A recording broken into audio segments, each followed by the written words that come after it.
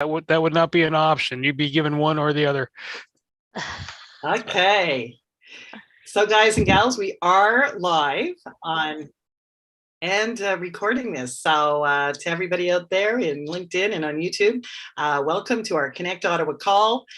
Today, every Tuesday, we have a webinar, and today we are thrilled to invite Natalia Baginski, who find balance within yoga and wellness. So I'm really excited to be tuning into and hosting this event today, because I think this is something that we all definitely could use given the times we are in and this season we're going into. So I can't wait to hear from you, Natalia. But before we get started, what we usually do is let's start today off with Bernie's going to give us some housekeeping tips. Then we're going to go around the room. We're going to have everybody introduce themselves and share who they are, what they do. We're going to invite people, if you're checking in from outside of this, to put your comments, and in the chat also put your name, your contact information, a little blurb about who you are, so everybody can get to know you. And it's a good way to connect off here, because Connect Ottawa is about sharing, caring, and educating with each other. But what's also cool is this also is like a networking event. So therefore, how do we network? It's by connecting with at least one person that you've met on this call. On that note, Bernie, what would you like to share with us today? Stuff. So, Margaret Ann, thank you. If you look at your Zoom screen in the upper right-hand corner, you have the view button. If you're not in gallery, you want to be in gallery. If you need access to a single screen desktop, exit full screen. That way you'll have access to the your screen, your desktop. Bottom right, we have the reactions button. Thumbs up, raise hand if you want to insert a question, but the other people are chatting. That's a good space for that. Then the ever popular chat. You click on the ever popular chat, and you will post information inside that space. Bottom right-hand corner are 3 dots. Those 3 lovely little dots will help save the chat. The real important piece about saving the chat is saving the chat at the end, because if you leave without saving the chat doesn't follow you. If you, in the event that you need that chat information, get a hold of me. I would be more than glad to get you a copy. Now, speaking of screaming dogs and barking kids, if you have that in the background, mute, please, and just open up the mic, unless of course if there's some entertainment value, but typically no. And over to you, Margaret Ann. Okay, thanks a lot, Bernie. So that gives you a few housekeeping tips, a little bit more about Connect Ottawa for those just joining in. Tomorrow, I'm doing a last-minute pop-up cocktail hour at 4 o'clock Eastern Standard Time. So if anybody's out there and would like to just pop in, there's no set agenda. We're just getting on and having some good old-fashioned conversation. On Thursday, we have our VIP call from 12 to 1, every Thursday from 12 to 1. And going into 2022, you're going to see something new. We're going to have you walking through the year of a business plan. So we're going to talk about business plans on Thursday, reflections the following week, and on the 16th, Bernie, we're going out for a luncheon here, right? That's correct. At the Buster's Bar and Grill in Canada. So if you're up for a drive, come on out and visit us. Or Arafa, Tanya, you can come out on the 16th if you have time. And Natalia, you're more than welcome to attend also. And just it's kind of a gathering, and we'll have space. There you go. So all we require, we are not selling tickets for this event because it's too crazy right now through COVID. So if you'd like to come, reach out to Bernie or I so we can reserve you a spot. That's what we need to do, because we're going to a restaurant. So we just want to make sure that we have a seat for you and that you don't have to stand outside. Okay, on that note, now what we're going to do is we're going to go around the room and have everybody introduce themselves, who you are, what you do. Hey, and where are you from today? So Arafat, let's start with you.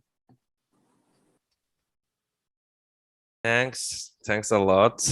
Okay, so I'm Arafat Grim. I'm from Bangladesh. It's a South Asian country, and I'm a professional virtual assistant from last 6 years.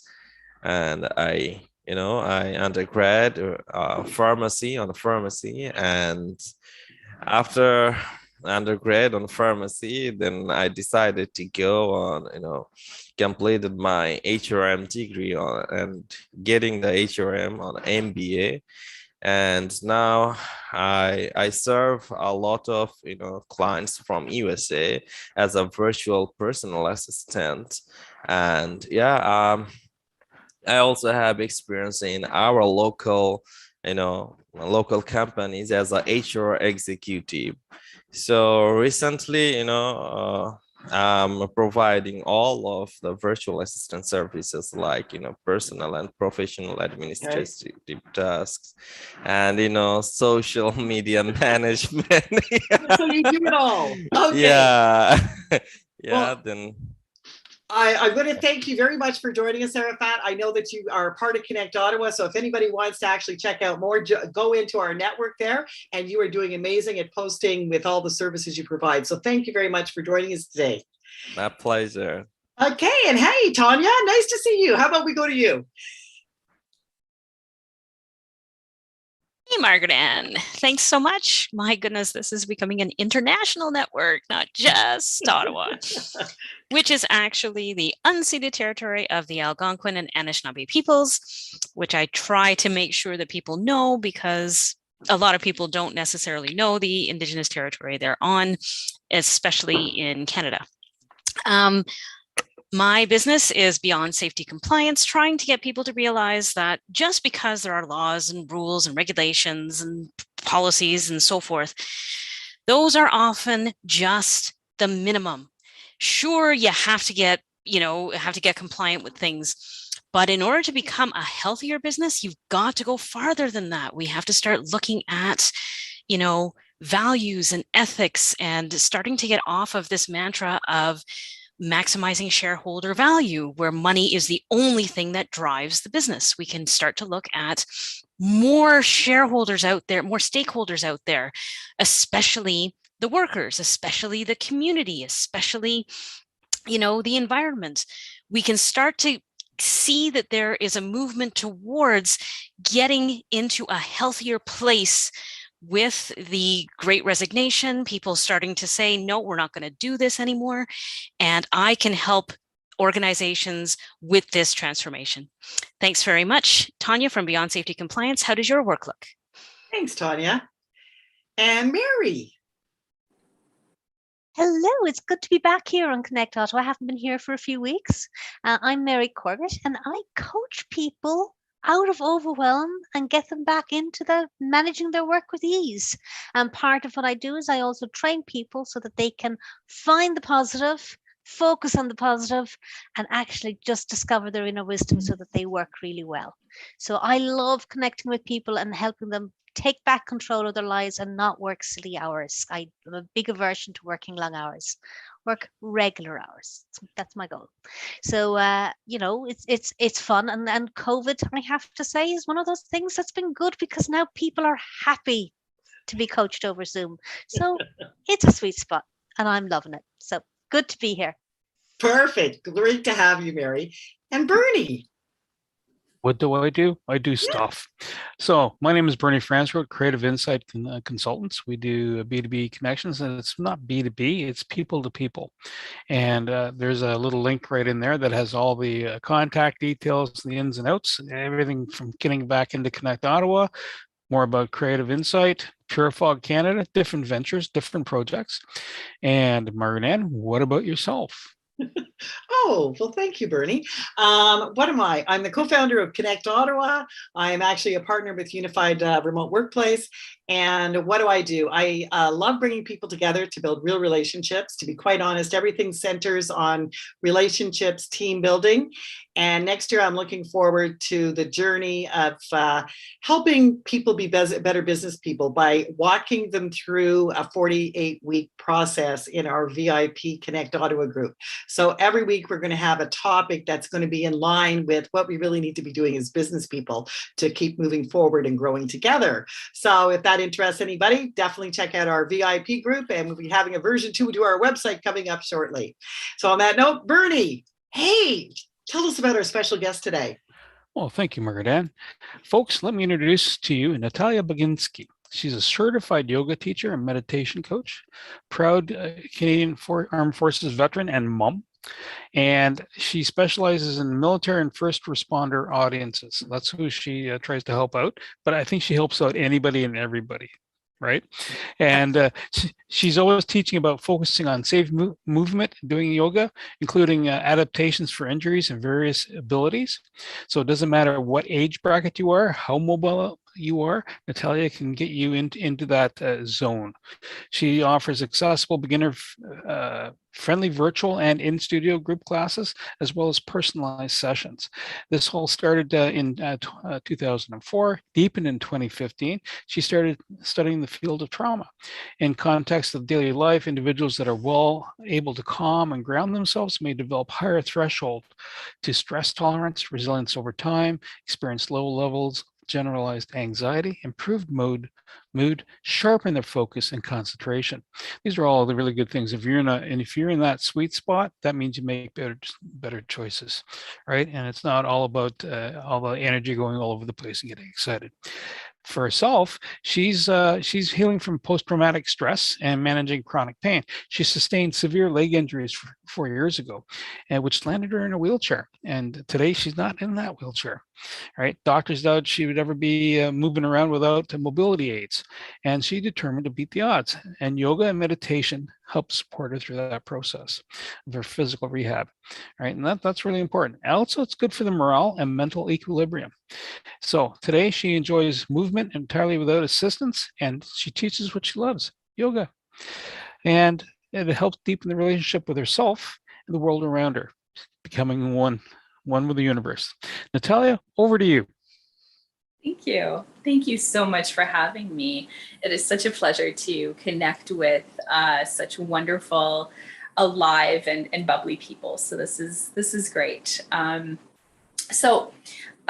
Just to give a brief little outline of what I do is exactly as Bernice said. Like, I offer a container for self-exploration. I facilitate practice. I offer movement options, but ultimately the student is their own boss.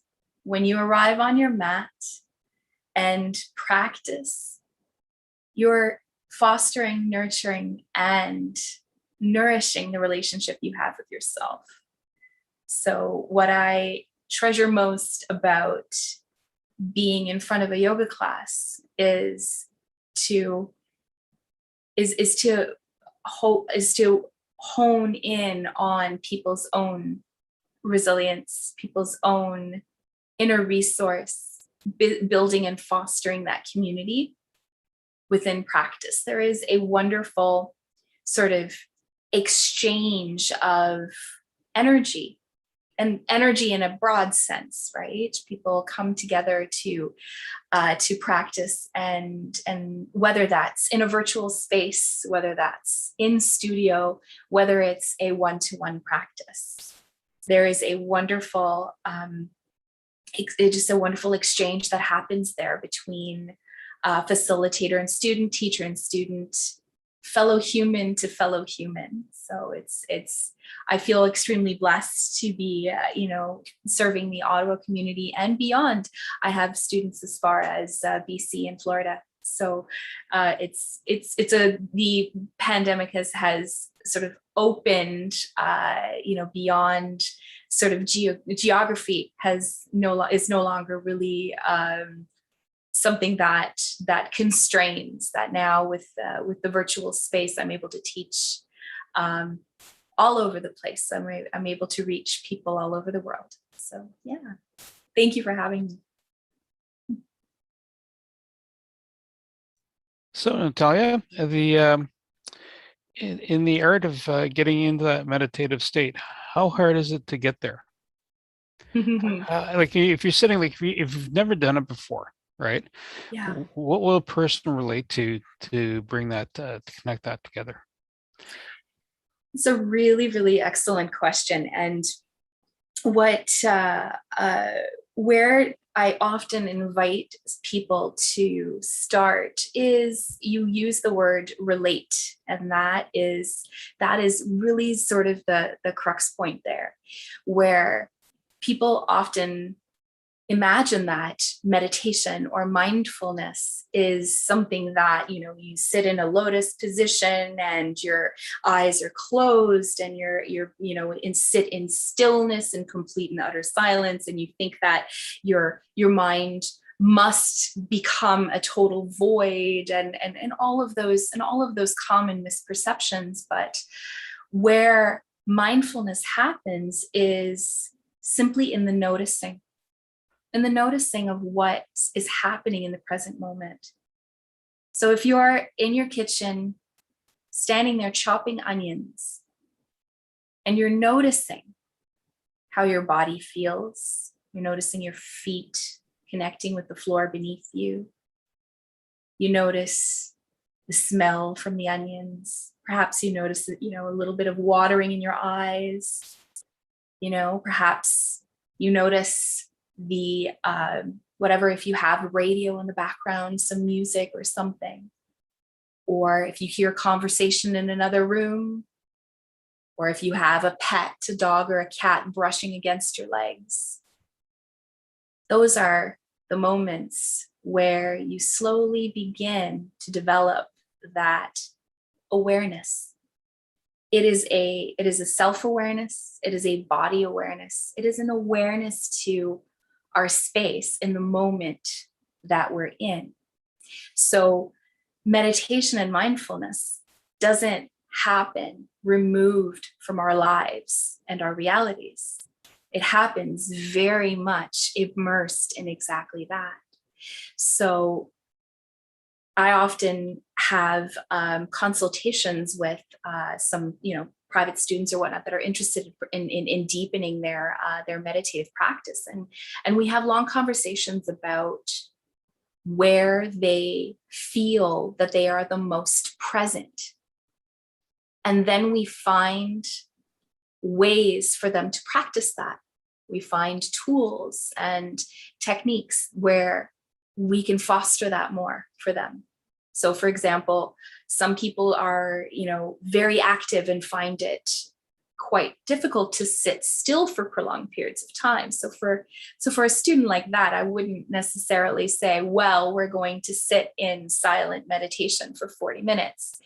We're going to go outside and we're going to do a walking meditation where we go out into nature and we become observant, we listen, we look, we feel, we touch, and those are some of the ways that we can begin that journey into the meditative practice. Yeah.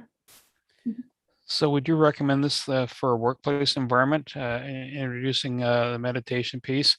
Almost like if you think back to primary school where you'd have a recess, you know, just a time where, you know, the kids just, you know, they go out and just expel energy, right? Typically. But in a work context, would that work? Absolutely. Absolutely. That would be a wonderful, wonderful thing to embed into your workday, where, you know, putting in a little reminder into your calendar to step away from your computer, to step away from your desk, and, you know, move, do some stretching. That's where something like chair yoga would be a wonderful thing to practice in the office, doing some shapes that you know, are good for strengthening the posture, opening up the chest and the back and whatnot, to kind of counter some of the hunching that we do when we sit at our desk for a prolonged period of time. So absolutely, yes, stepping away, just shifting your mind and your eyes away from what you're doing will often be a wonderful refresh for people who are you know, doing regular work. Absolutely, yes. So breathing obviously is an important component. What can you tell me about breathing and within the terms of obviously breathing is important. Otherwise, we're not here. But you know, breathing styles and what's the impact on that? Well, breath work is a very fundamental component to the yogic practice, and what there are wonderful numerous different kinds of practices. There are some that are activating and awakening, some that warm your body, some that cool your body and down regulate your nervous system and bring you into a more relaxed state. Can help bring about calm. I'd like to also, before we move on, I'd like to bring in a little exercise that we can all try here. So Sure. yeah, so it's called the box breath. It is a wonderful tool that anyone can apply when they're feeling perhaps a little charged, a little stressed, a little nervous, perhaps some anxiety coming up. Let's say, for example, you're preparing for a large presentation in front of a group of people, and you want to bring yourself into a really sort of balanced and calm state. Then this is a wonderful tool that you can use. It is a counted breath. And the beauty of a counted breath is that it gives our brain something to do so that our body can do its work, because breathing is not something that we that we normally, it is a very automatic process, right? But when we focus in on mindfully keeping track of our breaths and looking at bringing our breath in, holding it, releasing it at a particular pace, then we can actually influence the way our body reacts, right? So this is a counted breath, and it starts with an intake to the count of 4. Then at the top of the in-breath, we retain for a count of 4. Then we release the breath to the count of 4. And then at the bottom of the exhale, before we take that next breath, we hold for another count of 4. And so this very sort of repetitive and cyclical kind of breath has an immediate response within our body that helps to relax, calm, and balance our nervous system. So now this count of 4, mind you, if you're very new to breath work and perhaps find it a little bit challenging to retain your breath to the count of 4, or breathe in or breathe out to the count of 4, do what you can. It's a matter of the consistency. So if you're only counting to 3 and then retaining to 3 and releasing to 3, whatever that may be, whatever feels best in your body, because ultimately, we don't want to be in a position where you're feeling pressured. Oh my God, I can't hold my breath to 4. That really sort of counteracts what this is trying to do. It's a benchmark. But if you're doing more, if you're doing less, it's really about that consistency. So let's give that a try. So, and one thing, I'm not going to be setting the pace for you, because the pace needs to be set by your own body. So you count for yourself the rhythm of 1, 2, 3, 4. In terms of what feels best in your body. So we're going to give that a try now. So I'm going to say go. And then for the next minute, we'll sit in silence and we'll try that. And you folks, let me know how that lands with you. So let's take a start now and feel free to move through this breath process on your own.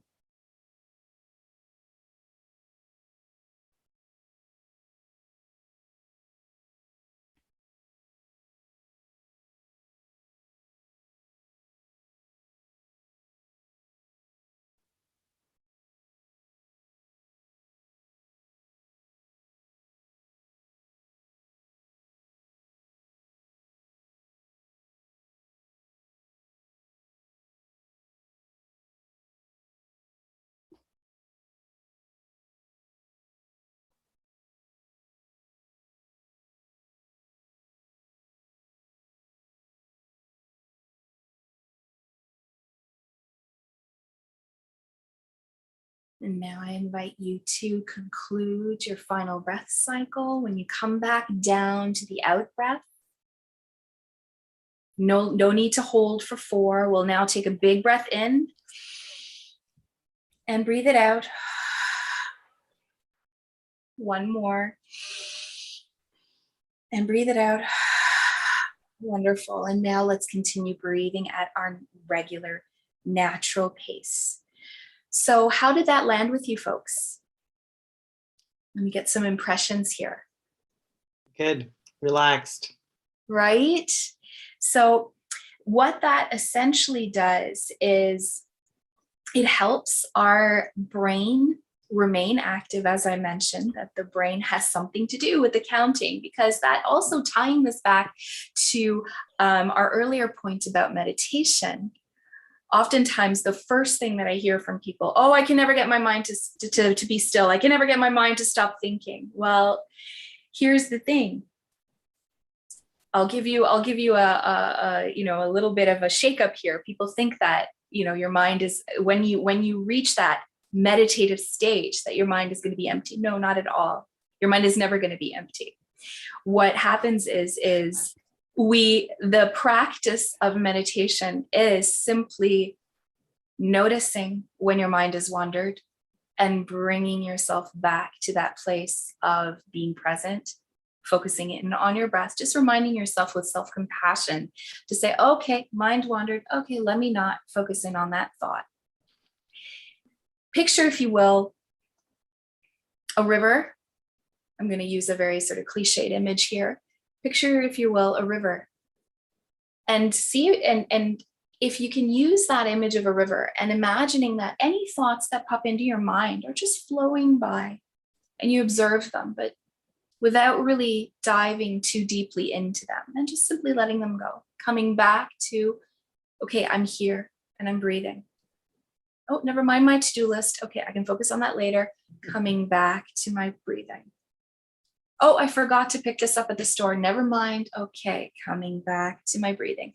And that's really the key. So the counted breath here that we did is one of the wonderful tools that we can use when we meditate to keep our mind active. We can either count our breaths, we can use mantra, which is something like, I am here, I am present, I am calm.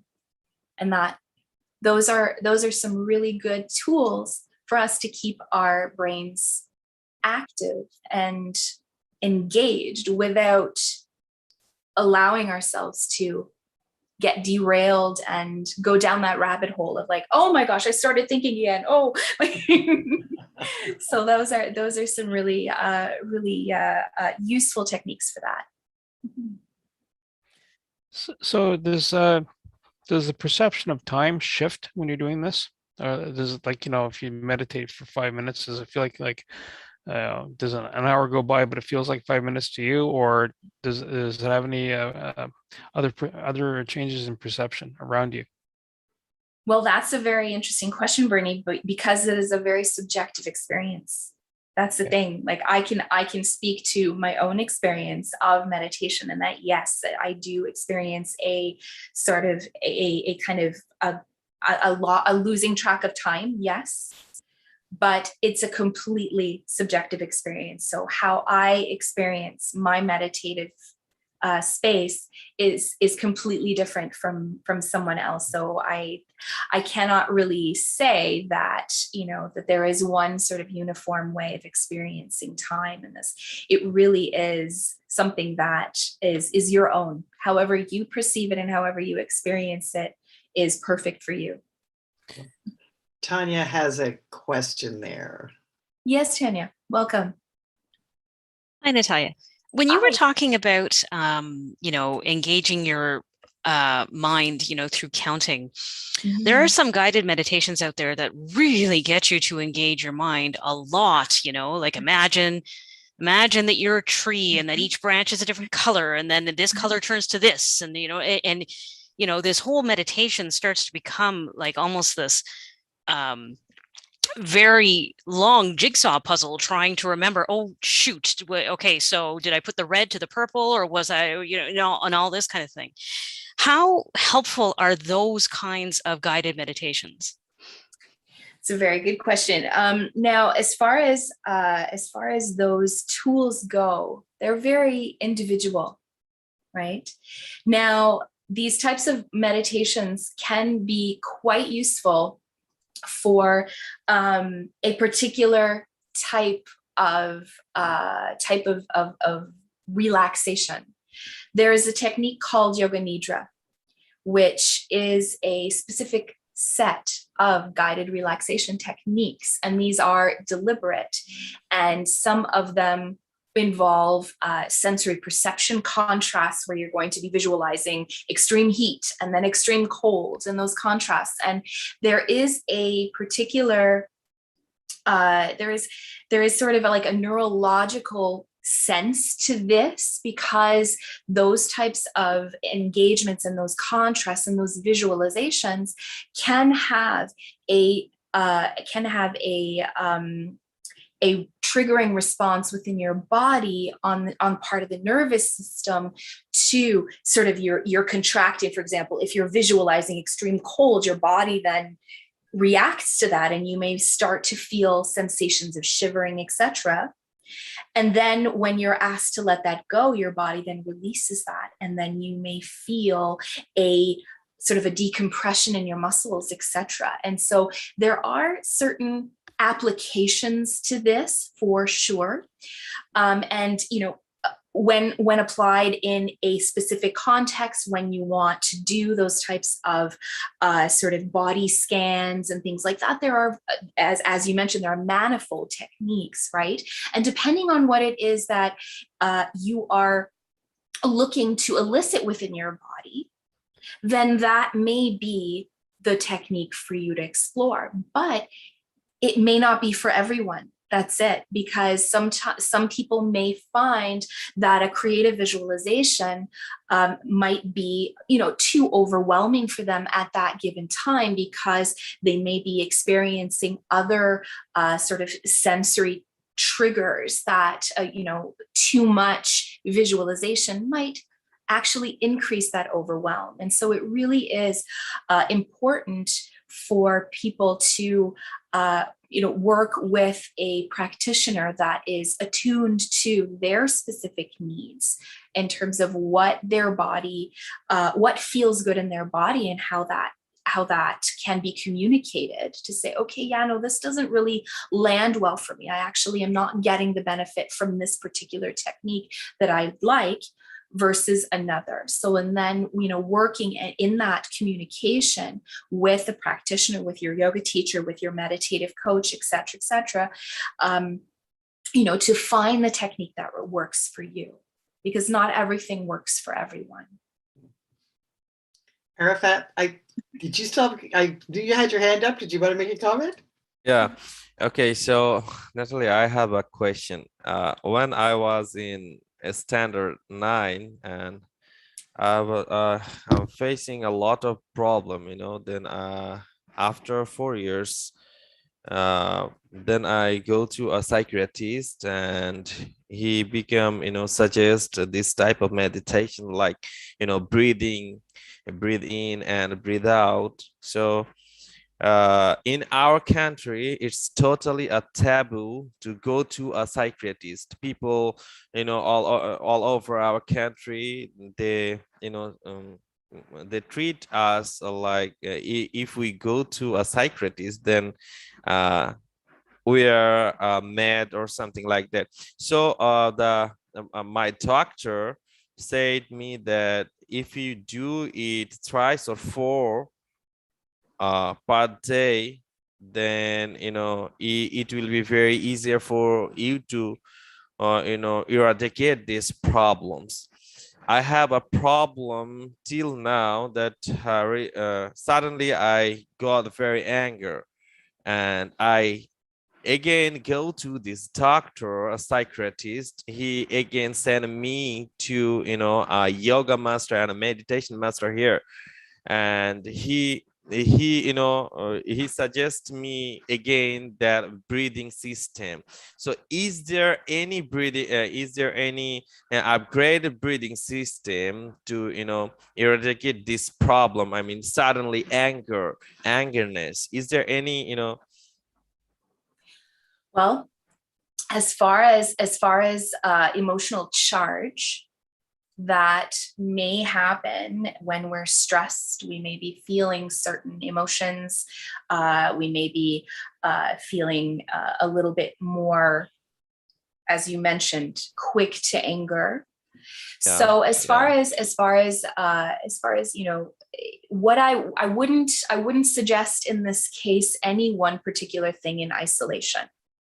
So if you're asking, you know, for any particular type of, like, you know, one specific breathing technique or whatnot in order to address that directly, what I would do is I would suggest a more holistic approach where I would work in concert with your mental health professional, with regular sessions to kind of look at working through what your triggers are, what situations cause you to have, you know, a heightened response. So working with your mental health professional, because that is not something that I can contribute to. I can't diagnose or help with any of those situations, but working with your mental health professional and then practicing movement. When you feel those moments where you're feeling charged, see if you can perhaps step outside, go for a quick walk around the block, and there you can practice the breathing in and out deeply with your belly breath, etc. And, you know, then focus in on doing those holistic things together. And then you may find that you'll see an evolution, you'll see a change as you work together to fit all of those pieces, because no one thing will be able to directly address, you know, one particular condition. So that would be my recommendation for you. Thank you. Thank you. You're very welcome. Natalia, I was wondering, before we came on live, you shared about people with disabilities. Yes. And how yoga, I was wondering if you could share that so everybody could hear that. That was very... Oh, absolutely wonderful. Thank you so much, Margaret, and for broaching that, because that is one of the messages that is so very important to me to convey, is that you know, is to dispel that popular myth that yoga is about being flexible. It's really not about that. It's really about being willing. Okay. And when you come to your mat and are interested and curious to explore, then you're willing. And so ultimately, the yogic experience is not solely or central to the movement. The movement is but one aspect of it. It is primarily an internal experience. It is it is an exploration of our inner world. And so anyone can do this practice. You don't actually have to physically move to do yoga, right? Because as you had touched upon, that there are people who are, you know, paralyzed from the neck down, and when connected to you know, brain scan, the signals pick up in the brain that when the person visualizes themselves, you know, themselves doing a shape, coming into a shape, let's say, for example, coming into a warrior two, imagining themselves in that warrior shape, then the brain registers that as actually happening, that the visualization is something that triggers a very similar reaction in the nervous system as if one were physically actually doing it in space, in moving one's body in that way. So the nervous system perceives that in a very similar way. So ultimately, people get the very same benefit, which is, you know, improved balance in our lives internally, etc., both externally and internally. All of the wonderful benefits that that yoga brings to us. People can get that in all shapes, sizes, movements, abilities, ages, etc. All walks of life are able to experience that. Yeah. Nice. Mm-hmm. So I guess you don't have to wear spandex clothing to do this. You comfortable, right? Location, Absolutely. if tunes in the Absolutely. background. Do you recommend putting tunes in the background? It depends. It depends on the practice, really. It depends on the comfort level of the students that you're with. From a trauma sensitive perspective, I tend to avoid having music and sound within my practice space, because, you know, the thing is that you never know what sound or word or sensation or memory or anything can be triggering to someone. So I offer a silent space. But when I do bring in sound, it's usually in the shape of a bell, like a gentle bell, or a chime or whatnot, which I then apply with obvious consent in the room, and I advise to say, okay, I will be now using my chime to kind of give people a heads up so that nobody is startled by the noise or anything of that nature. So I do. In my specific work, I don't use music, but there are a number of practitioners that do use music in their practice, and it really is both a matter of personal style as well as the context within one's teaching. Yeah. So I guess it's kind of attracting. Well, I think you specialize in PTSD. Is that correct? Well, I really primarily focus in on working with anyone who is experiencing heightened stress. Okay. Has any issues with chronic pain, is nursing an injury, is perhaps feeling somewhat out of place in a conventional yoga studio, is a beginner. Yeah. I really like that, because what we've noticed, we've had somebody else on that did yoga, and there's all forms, right? They've got the goat yoga, the beer yoga, the naked yoga. You've got the mindfulness yoga.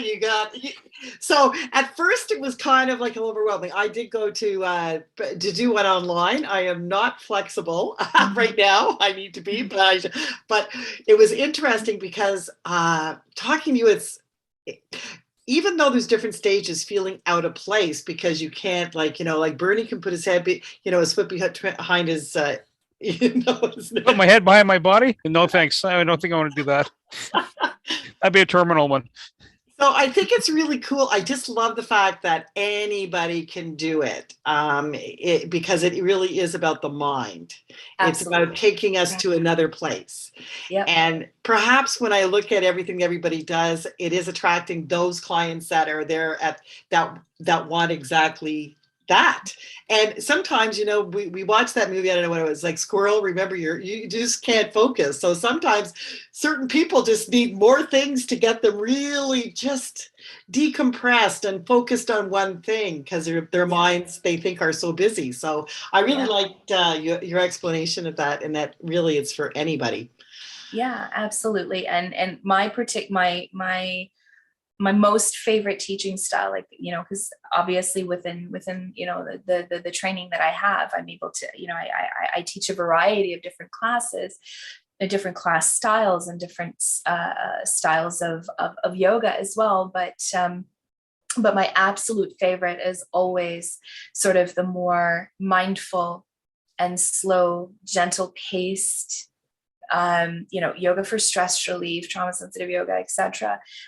Those practices are definitely, my favorite to teach, because they are reflective of my own personal practice as well. And as a teacher, when we practice from a space of authenticity, where we teach to what we ourselves practice, how we live our own yoga, that is really the most rewarding and the most rewarding practice for both teacher and student, for sure. Do you find that sometimes when people are meditating, that they end up going for a snooze in the process? Mm-hmm. Absolutely, that does happen, for sure. Yeah, because what what ends up this happens quite frequently at the start of people's meditative practice, because oftentimes we don't even realize with our hectic day-to-day lives just how tired we actually are. I know that for a fact. That happened, Bernie, that happened to me for like early on in my meditative practice.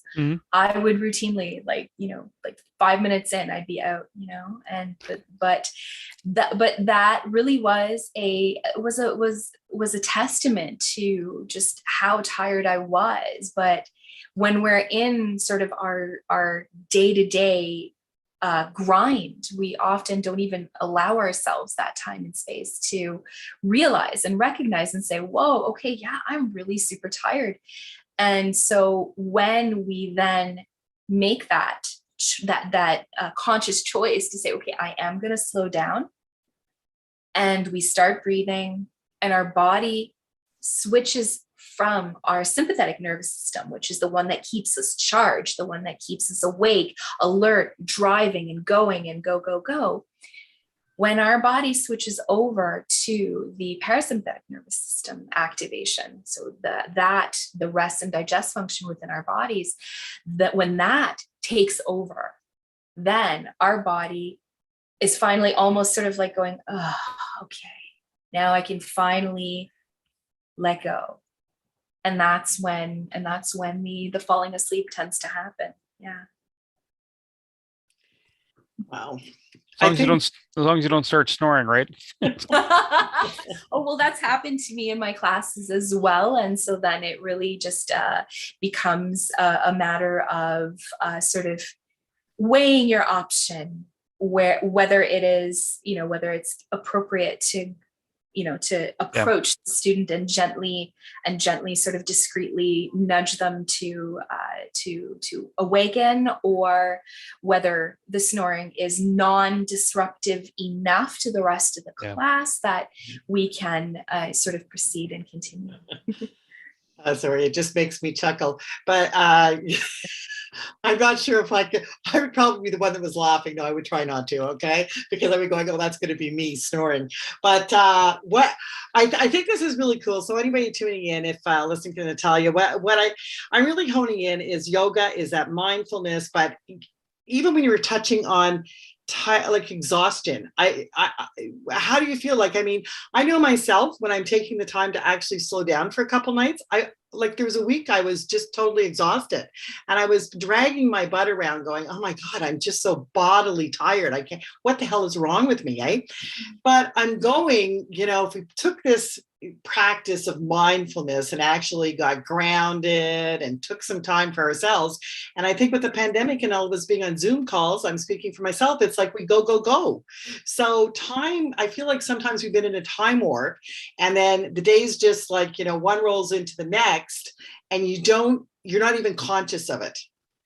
So I want to thank you, because your talk today is giving me goosebumps, because I'm going, it's the perfect time to go, Arafat, any of us, when we're feeling like that, step away from things, just go outside, get reconnected, go for a walk, do even those breaths that you just showed. So it's such a simple thing. And why aren't we doing that? So thank you for that today.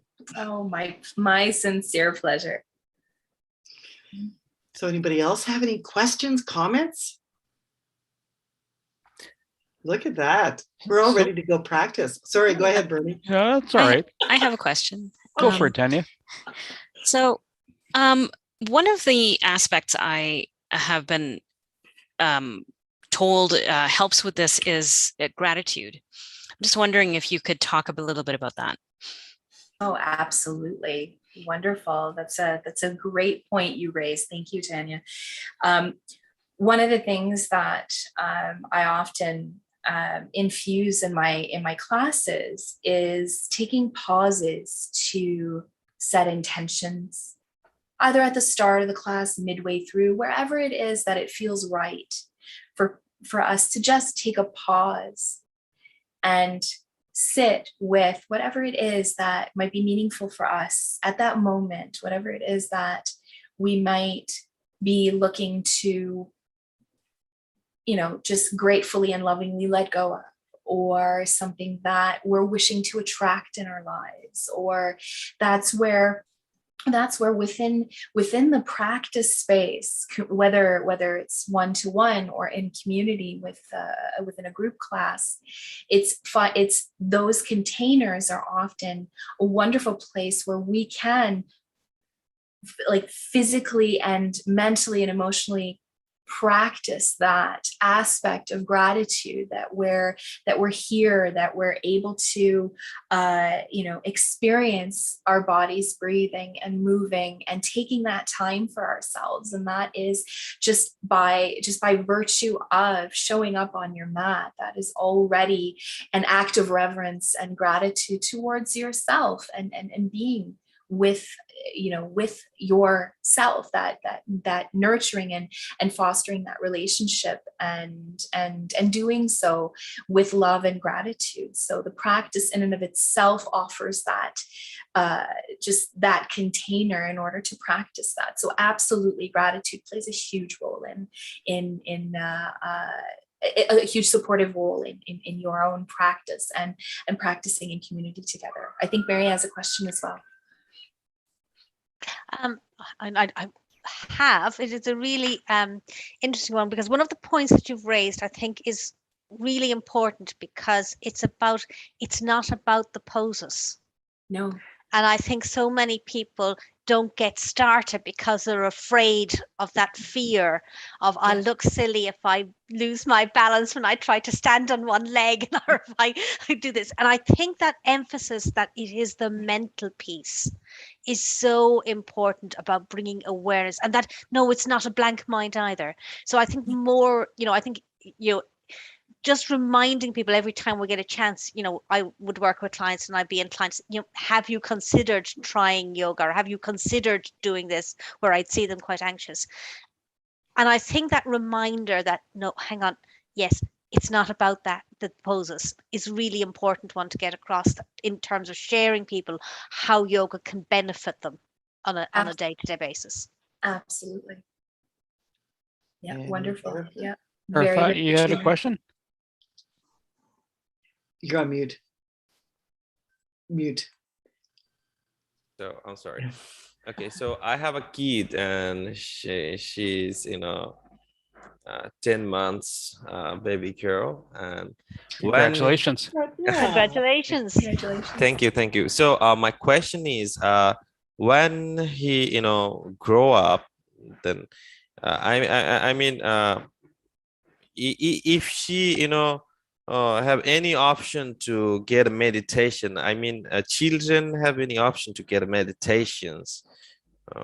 Absolutely. My daughter she just turned 9 in November, and she and I have been practicing breath work and sort of kid friendly, accessible sort of techniques for mindfulness since she was 2 or 3 years old, for sure. Absolutely. There are a lot of wonderful play-based ways that you can explore meditation and mindfulness with children. There's a lot of resources out there. Feel free to go and look at Yoga International offers a lot of information and resources for people. So you're welcome to Google them and see if you can find any specific articles that you might want to look at, and they'll have some references there for you.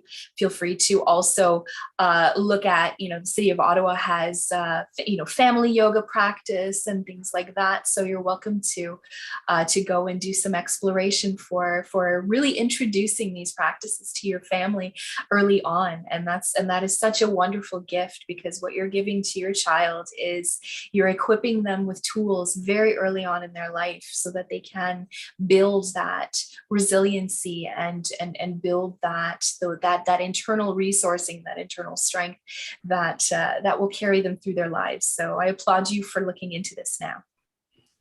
Okay, so Margaret, I have a last question to you, Okay. Natalia. We're It's just about totally out of time. it's an awesome session for me.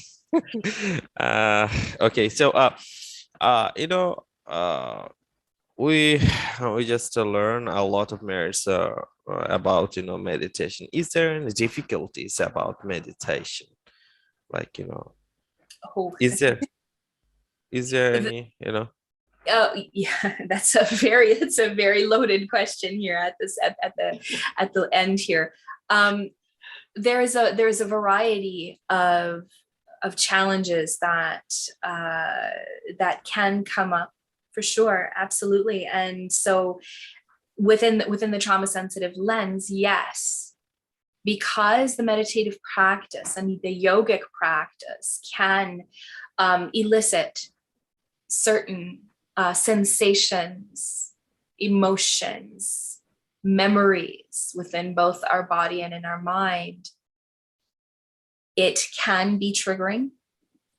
And so with that, it is important to seek out a class where you know that the facilitator, the teacher, is trained to deal with with an abreactive situation, for example, like where somebody might be experiencing some distress. Sometimes you'll find that that a student might shed some tears or might need to pause and withdraw from the practice for a moment, and might need to sit down and take a child's pose or whatnot. And so from a teacher's perspective, it is my responsibility to look to my students to ensure that they're feeling safe and supported.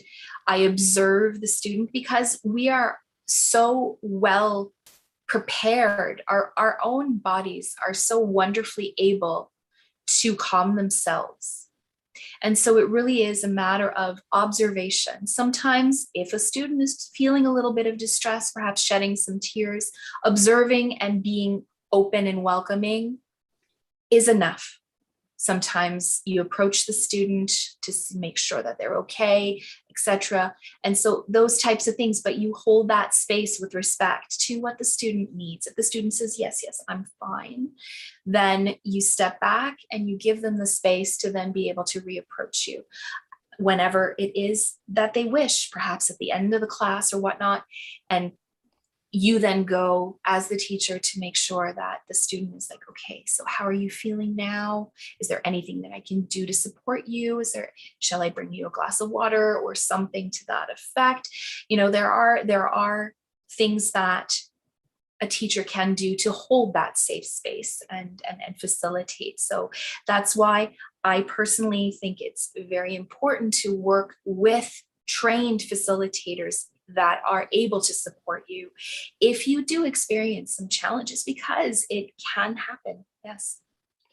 Okay, so that's great advice. So, and actually, check it out. Do your research, maybe test out an event so you can see if you're a good fit. Might be some good ideas as well. Okay, I don't want to end this call, but it always goes so quick. So our hour, we have 2 minutes left. Bernie, do you want to add some comments there? Absolutely. So first off, save the chat. Those little 3 dots, okay? Hit the save button. And if you don't know where it saves on your computer, as soon as you hit save chat, right above it says show in folder, and that's where it stores it on your hard drive. So this Thursday, we have a mastermind, core VIP mastermind. The promo code is 2021 Explorer, all uppercase letters for Explorer. And then Tuesday, December 7th, we have the Invisible Rules. And that's Paul Haritha who's coming in to speak, and it's about the glass ceiling. And if you're a woman, you might know about this expression or have heard of it before. And that's what it's about. It's a conversation about busting that cycle of life. And obviously, December 16th should be a Thursday, Busters. So we'll be posting more information shortly. Over to you, Margaret Ann. Oh, and Cool. Survey after I do this all the time. I apologize, Margaret Ann. 5 minutes after the hour, you'll see a survey comes out and says, survey says, and just give us your opinion. Thank you. Sorry, Margaret Ann. No problem. And for all those, I don't have the link in the thing, but if you'd like to join me tomorrow at 4:00, I just decided to do a last minute pop-up event. Totally, it's about conversation. If you have something you'd like to come and share, a big win, maybe do a little reflections on 2021 and think about 2022. But it's just a casual little last minute event. Welcome to everybody to join us. Natalia, it's been a pleasure having you here today, shedding more insight on yoga, and just opening up everybody's minds to some new ideas and new ways to deal with stress and everything else in our lives. Wonderful. So speaking of big wins, I'm super excited to announce that I'm going to be opening my own yoga and wellness studio in the spring.